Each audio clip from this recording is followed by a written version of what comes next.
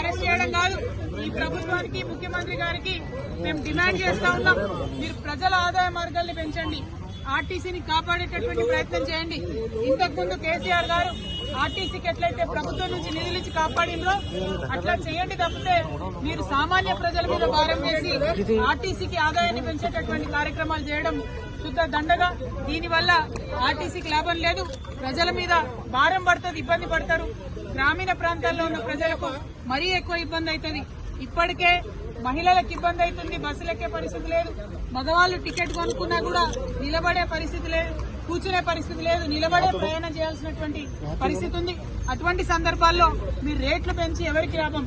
కొన్ని రేట్లు పెంచితే కనీసం బస్సులు పెంచుతున్నారా? ఒక సీట్ అన్నా ఉన్నదా కూర్చోవడానికని టికెట్లు కొనే ప్రయాణికులు ప్రభుత్వాన్ని ప్రశ్నిస్తున్నారు.